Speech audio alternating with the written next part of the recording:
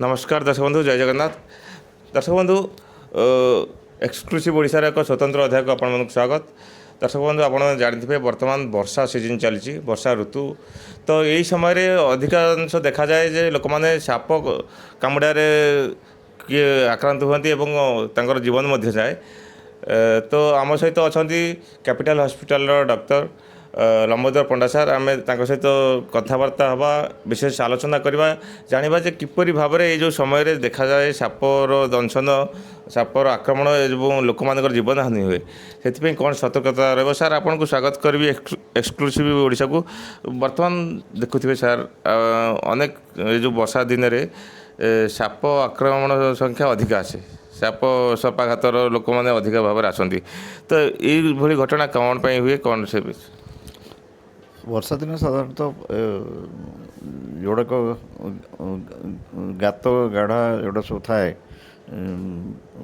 अगणारे जंगल बिलबाड़े से पानी पशिया फल साप गुड़ाक ता भर बाहरी पड़ था पार्टिकुलारली नाग चिती सॉरी बड़ा टाइप साप गुड़ाक सेगुड़ाक से सब ये स्थान गुड़ाक बाहरी था घरे पार्टिकुलारली खपर घरे कि चाल घरे पानी पड़िया पशिया फल साप गुड़ाक बाहरिकी तौक घर भर पशि था लोक मैंने शोता अवस्था से दंशन कले सिम्पटम हुए न्यूरोटॉक्सिक सिम्पटम कहती नाग बड़ा कामुड़े न्यूरोटॉक्सिक सहित बड़ारे पार्टिकुलारली रक्त संबंधी डिफेक्ट बाहर जो गोड़ हाथ फुली जाए रक्त पानी फाटी जाए रक्त जमाट बांधे ना चारिआड़ ब्लीडिंग हुए एगुड़ाक हूँ बड़ा सापर लक्षण चिती और नाग सापर लक्षण जोड़ाक न्यूरोटॉक्सिक व स्नायुजनित लक्षण जो आखि पता पड़ज खाइबार असुविधा हे पेट दर्द हम बांति हम निश्वास नबार कष्ट हम एपरिक निश्वास बंद हो संभावना थाए तेणु साप कामुड़ार खूब जिते शीघ्र सब सठिक भाव में निर्णय करने दरकार कौ साप कामुड़ी किए देखी एवं कौ साप पार्टिकुलारली बड़ा कि नाग कि चिती से अनुसार डाक्तर को कहले डाक्तर से अनुसार सठिक भाव में इंजेक्शन दे तार यथा यथारीति चिकित्सा कले पेसेंटा भल हो संभावना बेसी थाए से नाग चित्रे निश्वास प्रश्वास नबार भी असुविधा अनेक समय परिलक्षित होता है निश्वास बंद हो पार था रेस्पिरेटरी पैरालिसिस कहती जो संगे संगे वेंटिलेटर हरिका लगे पड़ पाए आईसीयू दरकार पड़े घरे तेणु यथाशीघ्र गोल्डेन पीरियड भितर घंटे 2 घंटा आहरी आगुरी जदि सिम्पटम बेसी थी सापर विष पर निर्भर करे बेसी जदि जोर विष चरी जाइए बेसी परिमाण विष चरी जाइए सिम्पटम आहरी आगुरी आसपे जिते शीघ्र निश्वास देह हाथ परिष्कार कर शीघ्र हस्पिटाल आणिकी डाक्तर को देखा निहा दरकार।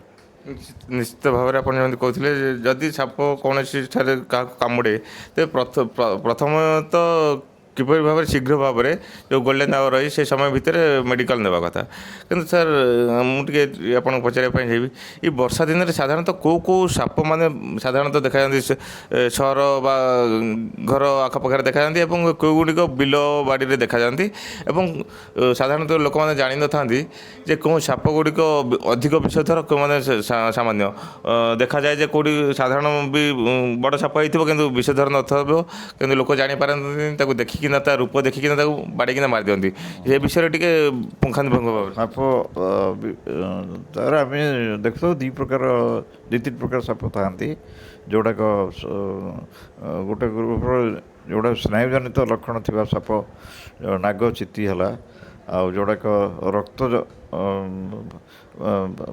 पानी करदे क्या रक्त जमाट न बांधा संपर्क साप सी हूँ बड़ा साप क्या भाईपार आ गोटे साप अच्छी जोड़ाक वर्षा दिन पानी था समुद्र था समुद्र ढेउ फेउ आसले उठी आसी था सेगुड़ाक सामुद्रिक साप कहती ये 3 प्रकार साप साधारणतः आम देखु एगुड़ाक हूँ विषधर साप अन्न साप ता भर जोड़ाक ढेमणा साप आम साधारणतः कही था କିମ୍ବା ନା ନା ରଣା ଢେମଣା ସାପ କିମ୍ବା ଧଣ୍ଡ ସାପ ଏଗୁଡ଼ାକ ବିଷାକ୍ତ ନୁହନ୍ତି। ଅନେକ ସମୟରେ ବର୍ଷା ଦିନେ ମଧ୍ୟ ସେମାନେ ଦେଖାଯାଇଥାନ୍ତି। ଆଉ ସାଧାରଣତଃ ଏ ଯେଉଁ ମୁଁ କହିଲି ସହରାଞ୍ଚଳ ହେଉ ବା ଘର ଆଖପାଖରେ କେଉଁ ପ୍ରକାର ସାପ ଗୁଡ଼ିକ ପ୍ରାୟତଃ ରହିବାର ସମ୍ଭାବନା ଥାଏ? ୟୁଜୁଆଲି ଘର ଏବଂ ପାଖାପାଖି ଜାଗା ଗୁଡ଼ାକରେ ଆପଣଙ୍କର ଚିତ୍ତୀୟ ନାଗ ସାପ ଗୁଡ଼ାକ ଦେଖାଯାଇଥାଏ। ପାଣିରେ ଧଣ୍ଡା ପାଣିରେ ଧଣ୍ଡ ଦେଖାଯାଇଥାଏ କିମ୍ବା ସମୁଦ୍ରିକ କିମ୍ବା ନଦୀରେ ମଧ୍ୟ ଅନେକ ସମୟରେ ଆପଣଙ୍କର ଯେଉଁଗୁଡ଼ାକ ସି ସ୍ନେକ୍ ଦେଖାଯାଇଥାଏ। ଏଇ ସମୟଟା ଯେହେତୁ କୃଷି ସମୟ, ସାଧାରଣତଃ ବିଲବାଡ଼ିରେ ଲୋକମାନେ ଯାଆନ୍ତି, ବହୁତ ପ୍ରକାର ସାପ ସର୍ପାଘାତର ସେମାନେ ଶିକାର ହୁଅନ୍ତି। ସେଠି ସାଧାରଣ ଲୋକମାନେ କ'ଣ କ'ଣ ବ୍ୟବସ୍ଥା ଗ୍ରହଣ କରିବା କଥା, କ'ଣ ଦେଖିବା କଥା, ଆଖପାଖ କ'ଣ ସତର୍କତା ରହିବା କଥା? ସାପ ପ୍ରକୃତରେ ସାପ କାମୁଡ଼ିଥିଲା କି ଯଦି ସାପ କାମୁଡ଼ୁଛି କେଉଁ ସାପ ସେ କିଏ ଦେଖିଥିଲେ ଏବଂ ପ୍ରକୃତରେ ନିର୍ଣ୍ଣୟ କରିବା କଥା ଏକ୍ଜାକ୍ଟଲି କେଉଁ ସାପ ଆପଣଙ୍କର ବଡ଼ ସାପରେ କିଛି ସେମିତି ନଥାଏ ଇଏ ଚିହ୍ନ ହରିକା କିମ୍ବା ନାଗ ସାପରେ ଗୋଟେ କଠୋ ଭଳିଆ ଚିହ୍ନ ଥିବ କିମ୍ବା ଗୋଟେ ତମ୍ପ ସାପ କହନ୍ତି ସେଇ ବିଲ ବାଡ଼ିରେ ଥାନ୍ତି, ସେଗୁଡ଼ାକରେ ଗୋଟେ ଚକ୍ର ଚିହ୍ନ ଥାଇପାରେ। ଆଉ ଅନ୍ୟ ଗୁଡ଼ାକରେ ଚିତି ସାପରେ ସେମିତି କିଛି ଚିତି ରଣା ଏଗୁଡ଼ାକ ଦେଖିକିରି କିନ୍ତୁ ଯଦି ସାପ କାମୁଡ଼େ ମାନେ ଆଘାତରୁ ପ୍ରାୟତଃ ଲୋକ ଚିହ୍ନି ଯାଆନ୍ତି ଯେ ସେଇ ବିଷୟରେ ହେଇଥାନ୍ତି, କିନ୍ତୁ ସାଧାରଣ ଲୋକମାନେ ଚିହ୍ନି ପାରନ୍ତିନି। ଯଦି ଏକାଠିଆ ବି ଥାଆନ୍ତି ସେମାନେ ଚିହ୍ନି ପାରନ୍ତିନି। ସେ ଦିଗରେ କିପରି ଚିକିତ୍ସା ଗ୍ରହଣ କରାଯାଏ? ସାପକୁ ଯଥାଶୀଘ୍ର ଯଦି କିଛି ନିଶ୍ୱାସ ନେବାର ଅସୁବିଧା ନଥିବ କିମ୍ବା ଯଦି ଦେହରୁ ରକ୍ତ ସ୍ରାବ ହେଉନଥିବ ପାଟିରୁ ପେଟରୁ କିମ୍ବା ବାନ୍ତିରେ, ସେଇ କେସ୍ ଗୁଡ଼ାକରେ କିମ୍ବା ନିଶ୍ୱାସ ନେବାର ଅସୁବିଧା ନଥିବ ସେ କେସ୍ରେ ତାଙ୍କୁ ଡାକ୍ତରଖାନାକୁ ନେଇ ଆସିକି ତୁରନ୍ତ ଡାକ୍ତରଖାନାରେ ଅବଜରଭେସନ୍ରେ ରଖାଯାଏ। ସାଧାରଣତଃ 12 to 24 ଆୱାର୍ସ ଅବଜରଭେସନ୍ ରଖିକି ଆମେ ଦେଖୁ ଯେ ସାପର କିଛି ଲକ୍ଷଣ ଡେଭଲପ୍ କରୁଛି କି ନାହିଁ। ହୁଏତ ସାଙ୍ଗେ ସାଙ୍ଗେ ସାପ କାମୁଡ଼ିବାର ଖୁବ୍ ଅଳ୍ପ ସମୟ ଭିତରେ ତା'ର ଲକ୍ଷଣ ଦେଖା ଥାଇପାରେ, ଡେରିରେ ଲକ୍ଷଣ ମଧ୍ୟ ଦେଖାଯାଏ। ଆଉ ଗୋଟେ କଥା ସାର୍, ଦେଖୁଥିବେ ଯଦି ସାପ ମାନେ ଗୁଣି ଗାରେଡ଼ି ସବୁ ଥାଆନ୍ତି ବା ଆଗରୁ ଯେଉଁମାନେ ସାପ ଧରୁଥିଲେ, ସାପ ବିଷ ଧରାଳି ମାନେ, ସେମାନେ ତ ସାଙ୍ଗେ ସାଙ୍ଗେ ହେଲେ ସେଇମାନଙ୍କ ପାଖକୁ ନେଇଯାଆନ୍ତି, ଝଡ଼ା ଫୁଙ୍କା କରନ୍ତି। କିନ୍ତୁ ସାଧାରଣ ଭାବରେ କ'ଣ କରିବା ଦରକାର? ସାପ କାମୁଡ଼ିଲା କ'ଣ ତ୍ୱରିତ ପଦକ୍ଷେପ ନେବା ଦରକାର? ଯେମିତିକି ଗୋଡ଼ରେ କୁଟା ବାନ୍ଧି ଦିଅନ୍ତି, କାମୁଡ଼ିଲେ ତା ଉପରକୁ ଇଏ ବାନ୍ଧି ଦିଅନ୍ତି, ସେସବୁ ସେସବୁ ପ୍ରୋସେସ୍ ଆଜିକାଲି ଆଉ ଏଡପ୍ଟ ଏତେ କରାହେଉନି। ସାପ କାମୁଡ଼ିଲା ମାତ୍ରେ ଗୁଣି ଗାରୁଡ଼ି ପାଖକୁ ନେବାଟା ଭୁଲ। ତେଣୁ ତାଙ୍କ ପାଖକୁ ନେବାର କୌଣସି ଆବଶ୍ୟକତା ନାହିଁ। ତାକୁ ପରିଷ୍କାର ପରିଚ୍ଛନ୍ନ କରି ତାକୁ ଆଶ୍ୱାସନା ଦେଇ ମାନସିକ ସ୍ତରରେ ତାକୁ ଆଶ୍ୱସ୍ତ କରି ପେସେଣ୍ଟଟାକୁ ଯଥାଶୀଘ୍ର ହସ୍ପିଟାଲକୁ ଆଣିକି ତାକୁ ଅବଜରଭେସନ୍ରେ ରଖିବା ନିହାତି ଦରକାର। ଡାକ୍ତରଙ୍କ ନଜରରେ ରହିଲେ ସିମ୍ପଟମ୍ ହେଲେ କି ଅନ୍ୟାନ୍ୟ ଇମିଡ଼ିଏଟଲି ବ୍ଲଡ଼୍ ଟେଷ୍ଟ କରାଯାଏ, କରିକି ଆମେ ଦେଖୁ ଯଦି ସାପର ବିଷ ଅଛି କି ନାହିଁ। ଯଦି ବିଷ ବାହାରେ ତାକୁ ଇମିଡ଼ିଏଟଲି ସାପ କାମୁଡ଼ା ଇଞ୍ଜେକ୍ସନ୍ ସରକାରଙ୍କର ଅଛି, ତାକୁ ଦିଆଯାଏ। ସେଇଟା ତ ସାର୍ ସତ କଥା କହିଲେ, କିନ୍ତୁ ଅନେକ ସମୟ ଥାଆନ୍ତି ଲୋକମାନେ ବହୁତ ଦୂରରେ ଥାଆନ୍ତି, ତ ସେଇଠି ସାଙ୍ଗେ ସାଙ୍ଗେ ପ୍ରିକସନ୍ କ'ଣ ନେବା କୁହାଯାଏ? ଯେମିତି କୁହାଯାଏ ଯେ ଗଦ ଖୋଇ ଦିଅନ୍ତି କିଛି ଥାଏ କିମ୍ବା ପରିସ୍ରା ବି ପିଇବା ପାଇଁ କୁହନ୍ତି କେତେ କେତେ ଜାଗାରେ, ଏଇ ନେଇ କ'ଣ ସେମାନଙ୍କୁ ସେଇ ଦୂର ଦୂରାନ୍ତର ଜାଗାରେ ଥିଲେ ମଧ୍ୟ ପାଖରେ ଯେକୌଣସି ଡାକ୍ତରଖାନା ଅଛି। ଆଜିକାଲି ଡାକ୍ତରଖାନା ସବୁଆଡ଼େ ରହିଛି, ଆଇଦର ପ୍ରାଇଭେଟ୍ ହସ୍ପିଟାଲ, ସତ କଥା କହିବା ଠିକ୍ ହେବନି, hospital government hospital, PSC, CSC ସବୁଆଡ଼େ ସାପ କାମୁଡ଼ା ଇଞ୍ଜେକ୍ସନ୍ ପର୍ଯ୍ୟାପ୍ତ ପରିମାଣରେ ଉପଲବ୍ଧ ହେଉଛି। ସେ ଡାକ୍ତରଙ୍କୁ ଦେଖିଲେ ସିଏ ଇମିଡ଼ିଏଟଲି କିଛି ବ୍ୟବସ୍ଥା କରିକି ଅନ୍ୟ ବଡ଼ ଡାକ୍ତରଖାନା ଦୂର ଥିବ ଡାକ୍ତରଖାନା ସେଠିକି ପଠାଇବାର ବ୍ୟବସ୍ଥା କରିବେ।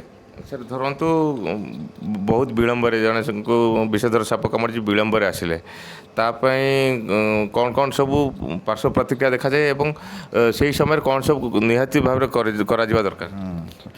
ପାର୍ଶ୍ୱ ପ୍ରତିକ୍ରିୟା ହେଉଛି ନିଶ୍ୱାସରେ ଅସୁବିଧା ହେବା, ନିଶ୍ୱାସ ବନ୍ଦ ହେବା କଥା କିମ୍ବା ଫିଟ୍ସ ହେବା କଥା, ସିଜର୍ସ ଫିଟ୍ସ ହେଇପାରେ, ନିଶ୍ୱାସ ବନ୍ଦ ହେଇକି ରେସ୍ପିରେଟୋରୀ ପାରାଲିସିସ୍ ହେଇପାରେ କିମ୍ବା ଚାରିଆଡ଼ୁ ବ୍ଲଡ଼ ଜୋରରେ ରକ୍ତସ୍ରାବ ହେଇପାରେ ଚାରିଆଡ଼ୁ।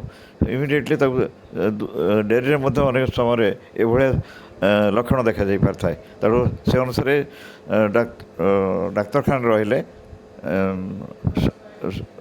ଆକର୍ଡ଼ିଙ୍ଗଲି ପେସେଣ୍ଟକୁ ଟ୍ରିଟମେଣ୍ଟ କରାଯାଏ ସିମ୍ପଟମ୍ ଦେଖିକି। ସାର୍ ମୁଁ ଯେମିତି କହୁଥିଲି ଗଦ କଥା, ଯଦି ସାଧାରଣ ମୁଁ ସେ କହୁଛି ଏଇଥିପାଇଁ କହୁଛି ଯେ ଅନେକ ଲୋକମାନେ ବହୁତ ଦୂର ଦୂରାନ୍ତର ଆସନ୍ତି, କିଛି ସେ ଯେଉଁ ଗଦ ଫଦର କୌଣସି ରହିଛି କି ବୈଜ୍ଞାନିକ କିଛି କାରଣ ରହିଛି କି?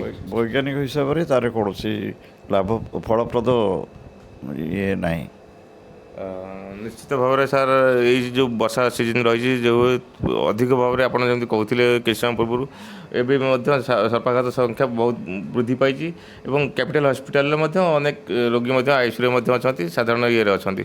ତ ନିଶ୍ଚିତ ଭାବରେ ସାଧାରଣ ଲୋକମାନଙ୍କ ପାଇଁ ଅନେକ ଉପାଦେୟ ହେବ ଏହି ସମୟରେ କିପରି ଭାବରେ ସତର୍କତା ଅବଲମ୍ବନ କରିବେ ଏବଂ ସର୍ପାଘାତ ହୋଇଥିଲେ କିପରି ମଣିଷର ଜୀବନକୁ ବଞ୍ଚାଯାଇପାରିବ ସେଥିପାଇଁ ସତର୍କତା ଅବଲମ୍ବନ କରିବା ନିହାତି ଦରକାର।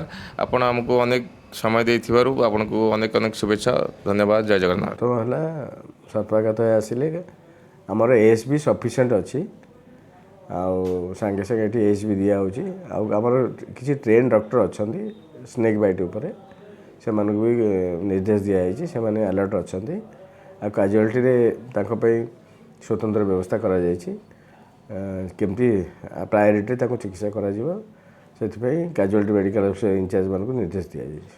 ଦେଖାଯାଏ ତ ବର୍ଷା ଦିନ ଅଧିକ ସଂଖ୍ୟାରେ ଦେଖାଯାଏ, ତ ଅଧିକ ଭାବରେ କିଛି ଗ୍ରହଣ କରାଯାଇଛି କିମ୍ବା ତାଙ୍କ ବେଡ୍ ଫେଡ୍ ପାଇଁ କିମ୍ବା ନାହିଁ, ସ୍ୱତନ୍ତ୍ର ତ ବେଡ୍ର ବ୍ୟବସ୍ଥା ନାହିଁ, କିନ୍ତୁ ଯେହେତୁ ସାପ ଗାତରେ ପାଣି ପଶିଯାଏ, ଗୁଡ଼ାଏ ସାପ ବାହାରକୁ ପଳେଇ ଆସନ୍ତି ଆଉ ସର୍ପାଘାତ ଅଧିକ ହୁଏ, ସେଥିପାଇଁ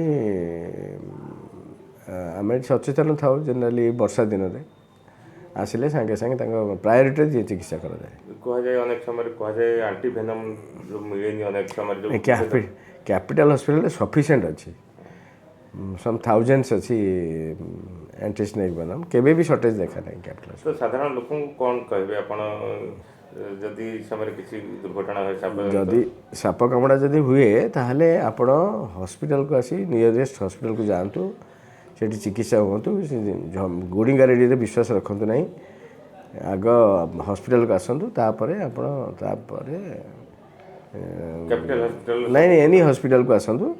ଆଉ ପେସେଣ୍ଟକୁ ବେଶୀ ଇଏ କରନ୍ତୁନି, ଚଲାବୁଲା କରିବାକୁ ଆଲାଉ କରନ୍ତୁନି, ହାତଟା ଟିକେ ବାନ୍ଧି ଦିଅନ୍ତୁ, ବେଶୀ ଟାଇଟ୍ କରି ବାନ୍ଧିବେନି। ପ୍ରାଇମେରୀ ଚିକିତ୍ସା କ'ଣ କରାଯିବା ଦରକାର? ପ୍ରାଇମେରୀ ପେସେଣ୍ଟର ଯେଉଁ ହାତରେ କାମୁଡ଼ିଥିବ ତାର ଟିକେ ଏଠି ସେଠି ପୁରା ଦଉଡ଼ିରେ ବହୁତ ଟାଇଟ୍ କରି ବାନ୍ଧି ଦିଅନ୍ତି, ସେମିତି କରିବେନି, ତାକୁ ବ୍ୟାଣ୍ଡେଜ୍ ଭଳିଆ ଗୁଡ଼େଇ ଦେବେ ତା ଉପରେ ଏବଂ ସାଙ୍ଗେ ସାଙ୍ଗେ ହସ୍ପିଟାଲକୁ ନେଇ ଆସିବେ।